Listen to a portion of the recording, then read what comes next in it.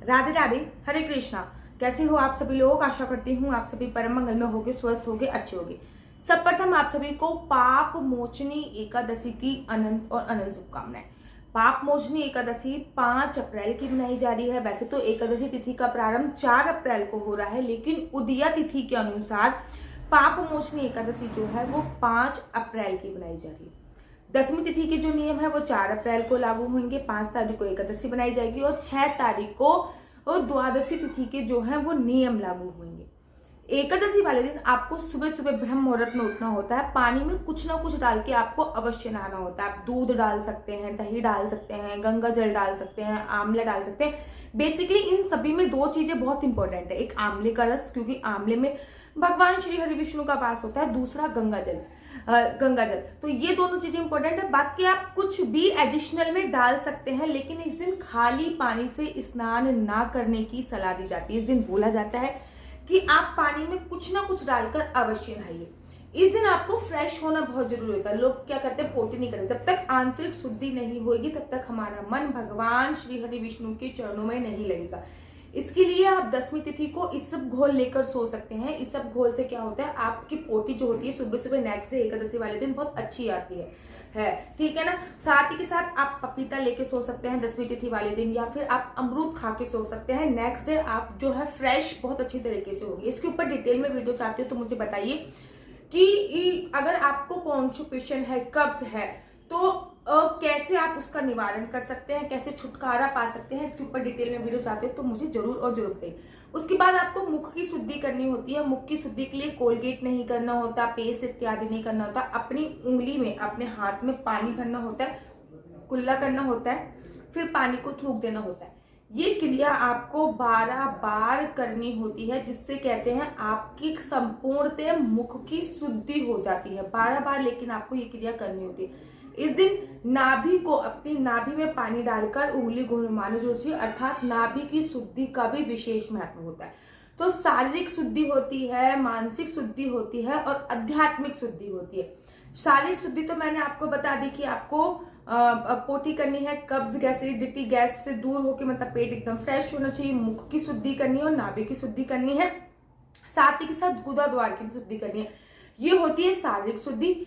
मानसिक शुद्धि मतलब आप किसी के बारे में बुरे विचार नहीं लेके आएंगे, नकारात्मक विचार नहीं लेके आएंगे, गॉसिप नहीं करेंगे, किसी की निंदा चुगली इस दिन नहीं करेंगे।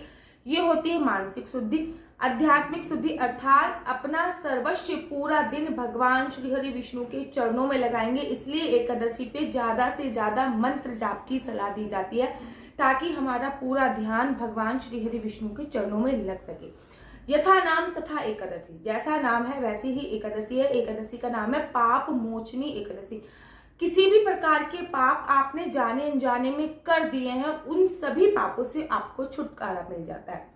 पाप मोचनी एकादशी से आपको गौ हत्या, ब्राह्मण का अपमान, ब्राह्मण हत्या, चोरी, ये सभी इल्जामों से भी, इन सभी पापों से भी आपको छुटकारा मिल जाता है। ये टॉप ब्रह्म हत्या जो होती है, ब्रह्म हत्या जो होती है ना, ये टॉप लेवल का अपमान माना जाता है। गौ हत्या तो बहुत ही टॉप लेवल का पाप है। तो इन सभी पापों से छुटकारा मिल जाता है। फिर जो हमारे छोटे मोटे पाप हैं, जैसे कि कभी कभी झूठ बोल देना, एक्सेट्रा, इन सभी पापों से आपको छुटकारा मिल जाता है। छुटकारा मिल जाता है पाप मोचनी एकादशी का व्रत रखने मात्र से। 5 तारीख को बांके बिहारी जी के मंदिर में भी एकादशी है, 5 तारीख को वृंदावन में भी है, 5 तारीख को निम्नक संप्रदाय में भी एकादशी है, चैतन्य गौड़ संप्रदाय में भी एकादशी है। 5 तारीख को अगर मैं बात करूं तो इस्कॉन टेम्पल में भी 5 तारीख को एकादशी है, और खाटू श्याम सीकर में भी 5 तारीख की एकादशी बनाई जा रही है। कोई कंफ्यूजन नहीं है कि 5 तारीख की एकादशी है या 4 तारीख को व्रत है। 5 तारीख को व्रत रखा जा रहा है और 4 तारीख को दसवीं तिथि के नियमों का पालन करा जा रहा है। दसवीं तिथि के नियम जैसे कि रात्रि को पृथ्वी शयन होना होता है, रात्रि को संपूर्ण ब्रह्मचर्य का पालन करना होता है। दसवीं तिथि पे रात्रि पे लहसुन, प्याज, मांस, मदिरा का सेवन नहीं करना होता। सूर्य अस्त के बाद भोजन इत्यादि का सबका त्याग करना होता है। दसवीं तिथि के ये इंपॉर्टेंट नियम होते हैं। मसूर की दाल और चावल का सेवन दसवीं तिथि पे नहीं करना चाहिए, ये भी बात बहुत इंपॉर्टेंट होती है। दसवीं तिथि में स्नान इत्यादि करने के बाद पीले वस्त्र अवश्य पहनने चाहिए, क्योंकि भगवान श्री कृष्ण जी का जो पसंदीदा रंग है वो है पीताम्बरी अर्थात पीले रंग के वस्त्र उनको बहुत प्रिय है। भगवान श्री कृष्ण जी को पीताम्बरी बहुत प्रिय है और राधा रानी को नीलाम्बरी अर्थात नीला रंग राधा रानी का अत्यधिक प्रिय है। खुद भी स्नान करने के बाद लड्डू गोपाल को पंचामृत से इस दिन स्नान कराइए और लड्डू गोपाल को भी पीले रंगों का वस्त्र अवश्य और अवश्य बनाइए। देखिए, बांध लीजिए नियम की अगर पूर्णमासी है तो लड्डू गोपाल को सफेद वस्त्र पहनाएंगे, अमावस्या है तो लड्डू गोपाल को काले वस्त्र पहनाएंगे, ऐसे ही एकादशी है तो लड्डू गोपाल को पीले वस्त्र पहनाएंगे। अभी नवरात्रे आ रहे हैं और नवरात्रों में बाल गोपाल लड्डू गोपाल की सेवा कैसे करें, इस पे भी डिटेल में वीडियो चाहते हो तो आप मुझे कमेंट्स कर सकते हो, मैं भी इसमें डिटेल में वीडियो बनाऊंगी। हर एकादशी महीने में 2 आती है, हर एकादशी पे अखंड ज्योत अवश्य जलाइए।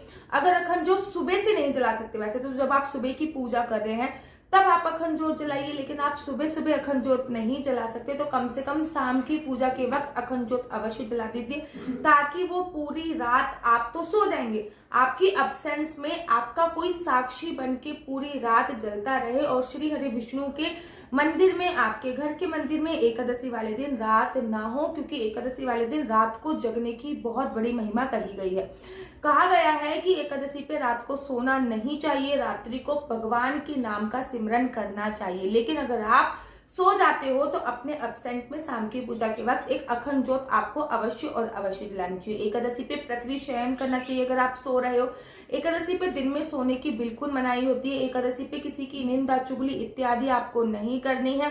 एकादशी पर आपको मतलब जितना हो सके भगवान विष्णु के नाम का सिमरन करना चाहिए। जितना, अगर आपके गुरु ने कोई मंत्र दिया हुआ तो आप उस मंत्र का जाप कर सकते हैं। फॉर एग्जाम्पल, आप 16 माला का जाप कर सकते हो तो एकादशी पे 32 माला का जाप कीजिए। अगर आपको गुरु वाला मंत्र याद नहीं है तो आप ओम नमो भगवते वासुदेवाय, ये मैं चमत्कारी मंत्र बोलती हूँ क्योंकि इस मंत्र के प्रभाव से ही ध्रुव जी ने भगवान को प्राप्त किया।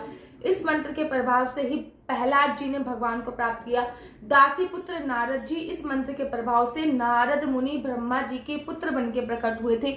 ओम नमो भगवते वासुदेवाय का जो मंत्र है ये चमत्कारी मंत्र में कहा जा सकता है। या फिर आप महामंत्र हरे कृष्ण कृष्ण कृष्ण हरे हरे, हरे राम राम राम हरे हरे का भी जाप कर सकते हैं। द्वादशी वाले दिन जब व्रत के पारायण का समय होता है, जैसे कि इस समय पे व्रत के पारायण का समय 6:32 से लेकर 9:15 के आसपास है, अर्थात आपको 2.5-3 घंटे का समय मिल रहा है व्रत के पारायण का। इसी समय पे आपको पारायण अवश्य और अवश्य करना है। पारायण करते वक्त इस बात का ध्यान रखना है कि जब भी आप द्वादशी पे व्रत का पारायण कर रहे हो तो सबसे पहले किसी और को खिलाना है, उसके बाद आपको खाना है। ये नहीं कि सबसे पहले आपने खुद खा लिया। चावल बनाइए या खीर बना सकते हैं, पोहा बना सकते हैं। मेरी कहने के तात्पर्य कि चावल से संबंधित कोई भी चीज बनाइए। पहले लड्डू गोपाल को स्नान करिए, खुद स्नान कीजिए, लड्डू गोपाल को स्नान कराइए, फिर चावल इत्यादि का भोग उनको समर्पित कीजिए, फिर किसी ब्राह्मण को खाना खिलाइए। कोई ब्राह्मण नहीं मिल पा रहा है तो आप किसी कुंवारी कन्या को खाना खिला सकते हो, किसी गरीब को खाना खिला सकते हो, अपने मान्यों को खाना खिला सकते हो। अगर ये सब भी नहीं हो पा रहा तो मंदिर में जाके खाना दे के आ सकते हो, गौ माता को खाना दे के आ सकते हो। ये भी पॉसिबल नहीं है तो पैसे निकाल के रख सकते हो या फिर सूखा आइटम किसी को दान दे सकते हो। इनमें से कोई भी नियम आपको अवश्य फॉलो करने हैं। उसके बाद बाल गोपाल लड्डू गोपाल को जिस जल से स्नान कराया है द्वादशी पे, उस जल का पान आपको 7 बार करना है तुलसी दल के साथ। ऐसे व्रत का पारायण करना है। खैर, व्रत के पारायण के ऊपर तो मैं दूसरी वीडियो बनाऊंगी। उसके बाद जो चावल, जो भोग आपने बाल गोपाल लड्डू गोपाल को लगाया है वो भोग खाकर ही आपको व्रत का पारायण करना है। तो एकादशी का व्रत जो है वो 5 तारीख को रखा जाएगा। 10वीं तिथि के जो नियम है वो 4 तारीख को लागू होंगे और 6 तारीख को एकादशी के द्वादशी के जो नियम है वो लागू होंगे। तो आशा करती हूँ आपको मेरी वीडियो अच्छी लगती होगी। अगर आपको मेरी वीडियो अच्छी लगती है तो आप अपना यूट्यूब चैनल हरि बोल को लाइक शेयर सब्सक्राइब करना बिल्कुल भी मत भूलिए। तब तक के लिए मुझे दीजिए इजाजत। राधे राधे, हरे कृष्णा, हरि बोल।